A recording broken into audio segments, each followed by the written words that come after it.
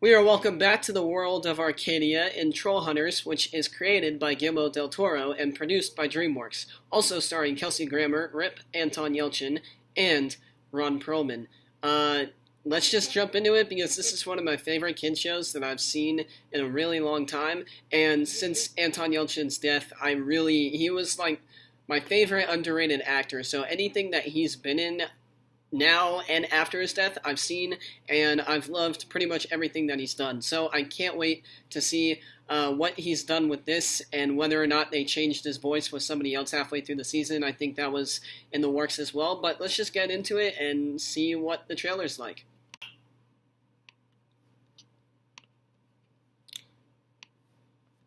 Alright, let's get into it. Arcadia is a hotbed for supernatural activity. There's a whole other world we know nothing about. Creatures living in shadows. Monsters living amongst us. Whatever they are, someone or something in Arcadia is at the center of this. He reminds me of one of the characters from Stranger Things. Oh my gosh, is this a call? Like a good old troll hunting mission? Are we really doing this? I think we are, but I was only half listening and he was talking really fast. I don't really know what we're supposed to be doing. Our freedom is at hand. Dang, they're like in a full-on war now. It cannot be. Death will be on every doorstep. Arcadia will turn to ash. We're gonna have to stop it. Yes. Stronger together. Yeah, so fight! If only I had a portable warhammer. Oh wait, I do. Let's rock this joint. Mm. Daylight is mine to command. Daylight is mine to command. I haven't heard that in a while. Come on. Buckle up.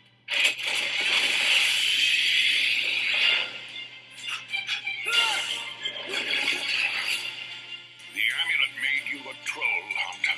Hunters are back. You made yourself a hero.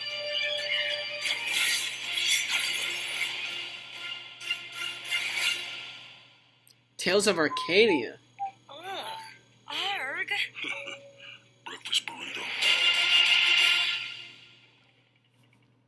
December 15th. Okay. There's actually a lot coming out in December for Netflix, so that'll be cool to add on to the list, as well as Bright and The Crown. Alright, that's awesome. I am so glad this show is back because I really, really enjoyed the first part, and I loved that there was 26 episodes or something like that, and I'm hoping they do as much or even more as they do in part 2 because of how well they built up the characters since the pilot to the last episode.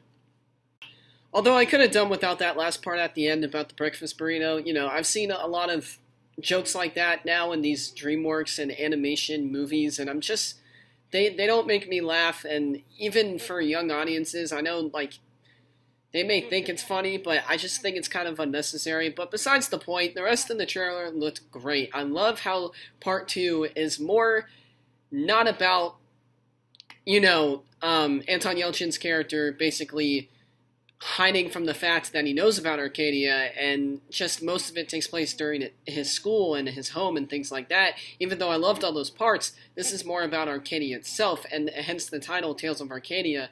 I feel like this is going to be more about the world of the place where the trolls live, basically, and that now the whole first part was about setting up that war, and this second part is about the war, and so hopefully we'll see some pretty dark elements in the story. I know it's a kid show, but for a kid show, it was pretty well made in character development and just making you feel for each character, even if they aren't your favorite, even if they are evil, you still care for them a little bit because of what they do in the show and how they do it, and you get why they do it, and you just want to see more of them doing that or not doing that.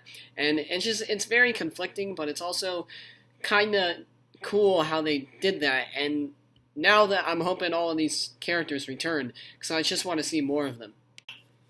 Now, it's been a while since I saw part 1, but what I really enjoyed about it is that it's had such a different style than most shows today that are for the younger audiences. And by that, I mean it was darker, it had more of a scare to it, more of this thrilling element that made you invested and interested in the story of these characters that you normally probably wouldn't care about. And the fact that the writers of the show and the fact that Guillermo del Toro made me believe in these characters, that what they're doing is all real, is just really well done and really surprised me while I was watching this series.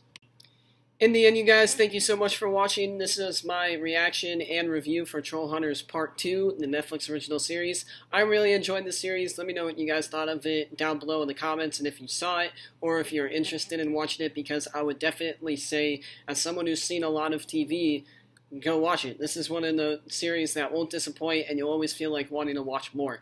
With that in mind, thank you guys for watching. This is Nick at Night. Sorry about that. Please subscribe, like, and comment, do all those things that YouTubers tell you to do, and I will see you guys in the next video.